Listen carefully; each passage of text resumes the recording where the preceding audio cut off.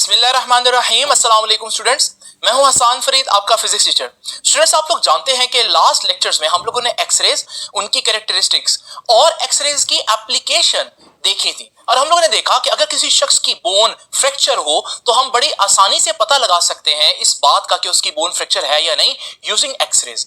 लेकिन स्टूडेंट्स, आप लोग जानते हैं कि एक्सरेज जो है वो डैमेज भी कर सकती है क्योंकि इनकी एनर्जी विजिबल रे से ज्यादा होती है। तो मुझे एक्सरेज को अगर यूज करना है तो टेक्निक्स जो है एक्सरेज को यूज करने की वो बेहतर बनानी पड़ेंगी ताकि ह्यूमन बॉडी को कम से कम डैमेज हो। इन बेहतर टेक्निक में से एक टेक्निक है कैट स्कैनिंग, जिस इंस्ट्रूमेंट को हम कहते हैं कैट स्कैनर। ये इंस्ट्रूमेंट क्या होता है, किस तरह से काम करता है और ओल्डर टेक्निक से किस तरह से बेहतर है, ये हम जानेंगे स्टूडेंट्स आज के लेक्चर में। तो आइए स्टूडेंट स्टार्ट करते हैं आज का लेक्चर। स्टूडेंट, सबसे पहले आज का जो आर्टिकल है वो आपकी बुक ने इस पैराग्राफ में दिया हुआ है। ये सारा पैराग्राफ मैंने पहले ही आप लोगों के सामने यहां पर लिख दिया ताकि हमें आज का लेक्चर समझने में बिल्कुल भी किसी किस्म की दुश्वारी ना हो। स्टूडेंट, सबसे पहले आर्टिकल का नाम देखिए, क्या नाम है जी? Cat scanner. स्कैनर है तो इसका मतलब ये मशीन का नाम है। टेक्निक का क्या नाम होगा? कैट स्कैनिंग कहेंगे इसको।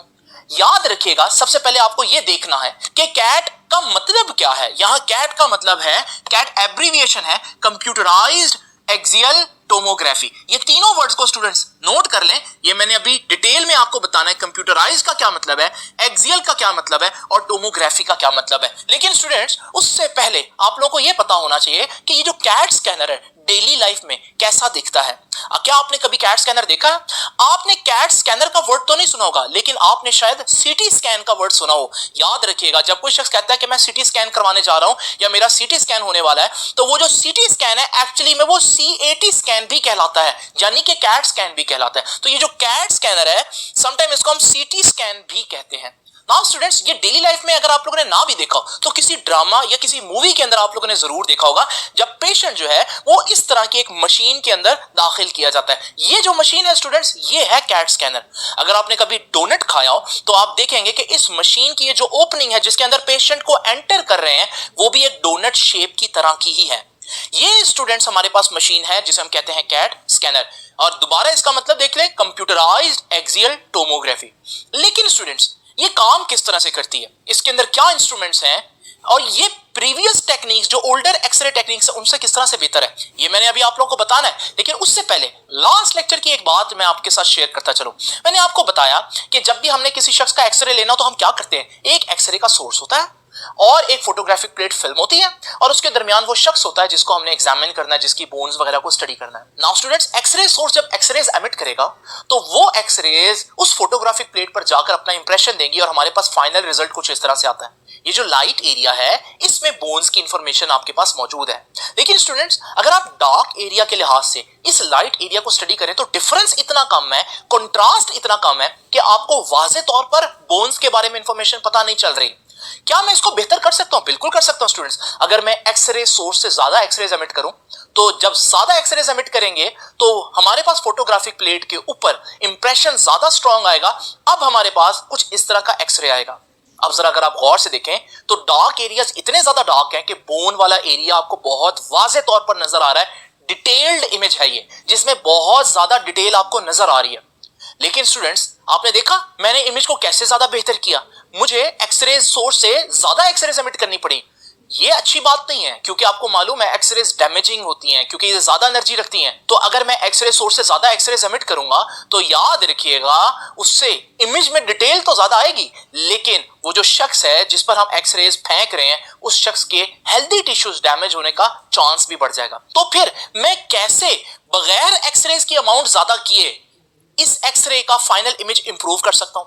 एक तरीका है स्टूडेंट्स, और वो तरीका ये है कि मैं बजाय फोटोग्राफिक प्लेट फिल्म के उसकी जगह पर बहुत से डिटेक्टर्स रख दूं। आप जानते हैं डिटेक्टर बहुत सेंसिटिव होते हैं फोटोग्राफिक फिल्म के मुकाबले में। तो मैं फोटोग्राफिक फिल्म को रिप्लेस कर सकता हूं बहुत सेंसिटिव डिटेक्टर से, क्योंकि अगर डिटेक्टर्स रखूंगा तो आप लोग जानते हैं वो उसके मुकाबले में ज्यादा सेंसिटिव है, तो कम एक्सरेज मैं एमिट करवाकर डिटेक्टर से वही इंफॉर्मेशन ले सकता हूं क्योंकि वो ज्यादा सेंसिटिव है स्टूडेंट्स, वो ज्यादा इंफॉर्मेशन गैदर कर सकते हैं।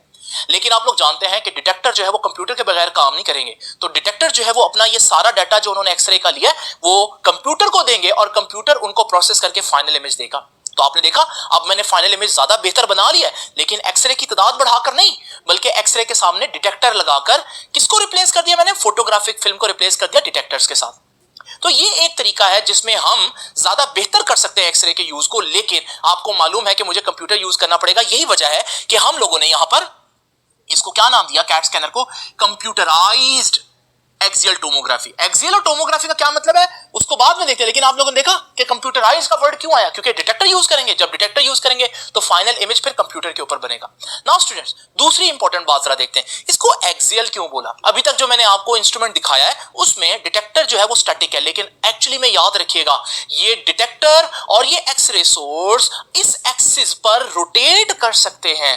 तो ये एक्सरे सोर्स साथ साथ एक्सरेज फेंकता रहेगा और ये साथ साथ रोटेट करते रहेंगे, जिससे आपके पास और ज्यादा 3 डायमेंशनल इंफॉर्मेशन आएगी।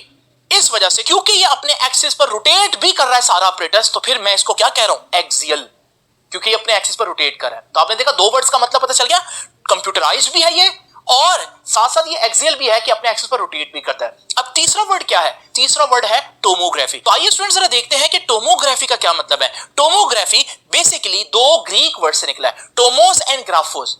याद रखिएगा ये जो टोमोस है इसका मतलब ग्रीक में होता है स्लाइसिस का या सेक्शंस का। ग्राफोस का मतलब आपको मालूम है किसी चीज को ड्रॉ करना। तो इसका मतलब टोमोग्राफी का क्या मतलब हुआ? To draw something from slices. ये एक अजीब सी बात है। आइए स्टूडेंट्स इसको जरा देखते हैं। इमेजिन करें मेरे पास एक चीज की बहुत सी 2D पिक्चर्स हैं, आप कह सकते हैं ये स्लाइसिस हैं। अगर मैं इन सारी 2D पिक्चर्स को इकट्ठा करूं तो मेरे पास ये एक इमेज बनेगा जो कि 3D होगा। यानी कि ये इमेजेस कहां से बनाए मैंने? 2D स्लाइसिस से जोड़कर एक 3D इमेज बना दिया, इसी हम कहते हैं टोमोग्राफी। तो स्टूडेंट्स कैट स्कैनर में भी कुछ ऐसा ही होगा जो मैं आगे चल के आपको बताऊंगा। तो आपने देखा कि मैंने तीनों वर्ड्स आपके सामने एक्सप्लेन कर दिया कि कैट स्कैनर में कंप्यूटराइज्ड क्यों लिखा उन्होंने, एक्सियल क्यों लिखा और टोमोग्राफी क्यों लिखा। लेकिन स्टूडेंट्स जो चीज मैंने अभी आप लोग को दिखाई है, असल कैट स्कैनर में ये चीज कहां पर होती है? याद रखिएगा असल कैट स्कैनर में ये जो डोनट शेप है, इस शेप के अंदर हमारा एक्सरे सोर्स भी होता है और डिटेक्टर भी होता है, और ये दोनों रोटेट भी कर रहे होते हैं इस एक्सिस पर। तो याद रखिएगा स्टूडेंट्स, ये एक्सरे सोर्स साथ साथ रेज एमिट करता रहेगा और साथ साथ पूरा ऑपरेटर जो है वो रोटेट होता रहेगा और मरीज जो है वो आहिस्ता आहिस्ता अंदर दाखिल होता रहेगा और उसके हर सेक्शन का एक अलग इमेज प्रोड्यूस होगा। फिर वो सारे इमेजेस जो है वो जिस भी ऑर्गन का सीटी स्कैन हो रहा है उस सारे इमेजेस को हम स्टैक करके एक 3D इमेज बना देंगे। तो ये हमारे पास टोमोग्राफ बन गया और ये कहलाया कंप्यूटराइज्ड एक्सियल टोमोग्राफी। तो स्टूडेंट्स को पढ़ लेते हैं। The X-ray source produces a thin fan-shaped beam that is detected on the other side of the object by an array of several hundred detectors in a line. Each detector measures absorption of X-rays along a thin line through the subject. ये सारी बात क्या लिखी हुई है ये फिर बता देता हूँ। ये वही बात लिखी है कि हमारे पास एक X-ray source होगा, उससे X-rays emit हो रही होंगी thin beam की शक्ल में और इसके बिल्कुल सामने डिटेक्टर जो उसको डिटेक्ट कर रहा होगा। Now students, अगली बात वो क्या कह रहा है? The entire apparatus is rotated around the subject in the plane of beam. और वो कह रहा है कि ये पूरा ऑपरेटर्स जो है ये रोटेट भी हो रहा होता है साथ साथ। The changing reactions of the detector are recorded digitally. Detector जो है वो सारी इंफॉर्मेशन को रिकॉर्ड करेगा। A computer processes the information and reconstructs a picture of different densities over an entire cross section of the subject. तो हमारे पास बहुत सी picture जो है वो कंप्यूटर जो है वो ले लेगा हर सेक्शन की और फिर वो उन सारी पिक्चर्स को इकट्ठा करके हमें एक 3D इमेज बना कर देगा। Students, density difference of the order of 1% can be detected. बहुत इंपॉर्टेंट बात है, किस हद तक ये सेंसिटिव इंस्ट्रूमेंट है कि ये 1% का डेंसिटी डिफरेंस भी डिटेक्ट कर सकता है। ओल्डर टेक्निक से ये नहीं डिटेक्ट हो सकते थे, तो वो एनोमलीज या वो ट्यूमर्स जो हम पुरानी टेक्निक से डिटेक्ट नहीं कर सकते थे, कैट स्कैनर उनको भी डिटेक्ट कर सकता है। ये बात उसने लिखी है, with CAT scan tumours and other anomalies much too small to be seen with older techniques, जो पुरानी टेक्निक से डिटेक्ट करना बहुत मुश्किल थी, कैन बी डिटेक्टेड। तो कैट स्कैनर से उनको डिटेक्ट किया जा सकता है। तो स्टूडेंट्स ये हम लोगों ने देख लिया कि कैट स्कैनर किस तरह से बेहतर है पुरानी टेक्निक से। आपसे अब इंशाल्लाह मुलाकात होगी नेक्स्ट लेक्चर में, तब तक के लिए अल्लाह हाफिज।